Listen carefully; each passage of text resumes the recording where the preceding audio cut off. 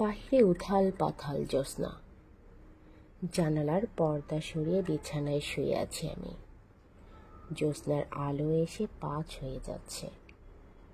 জ্যোৎস্নার আলোর এই পা ছোঁয়ার ব্যাপারটা আমার কাছে সমুদ্রে পা ভেজানোর মতো মনে হয়।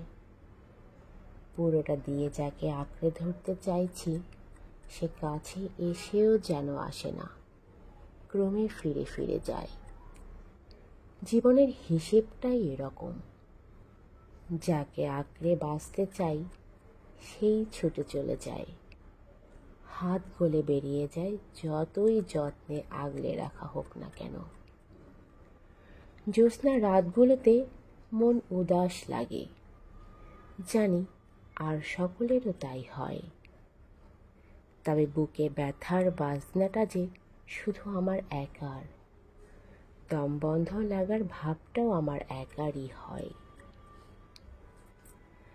হিসেবের যে খাতাটা আর কোনো দিন খুলব না ভেবে সানসেটের ওপর বড় হাড়ি বাক্সের সাথে পুরাতন লেদারের ভিতর তুলে রেখেছি, যেটা আমার মা প্রতি বছর শুধু বার্ষিক পরীক্ষার পর নানা বাড়ি যাওয়ার আগে বের করতেন, যেটা আর বেরোতো না, যেটা গত 20 বছরই আর বেরোয়নি।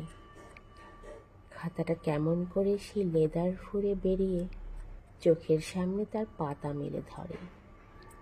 বুঝি আমি, অনেক হিসেবের খাতা চাইলেও বন্ধ করা যায় না, তুলে রাখা যায় না অনতি দূরত্বে।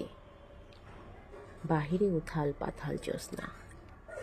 জ্যোৎস্নায় জানালার পর্দা সরিয়ে এর আগেও বিছানায় শুয়েছিলাম। পায়ে এসে ঠেকেছিল নরম আলো। সেদিন বুঝিনি জ্যোৎস্না সমুদ্রের পানির মতো, পুরাতন স্মৃতির মতো উথাল পাথাল করে ওঠে নির্দিষ্ট সময় অন্তর, তারপর আবার লুকিয়ে যায় দিনের আলোর, ঢেউয়ের কিংবা স্মৃতির গভীরে। থিত হয় পুরাতন আশ্রয়ে, যেটা হয়তো একসময় বছর বছর বেরোতো, সেটা আগামী 20 বছরেও বেরোবে না, আর কোনো দিন বেরোবে না।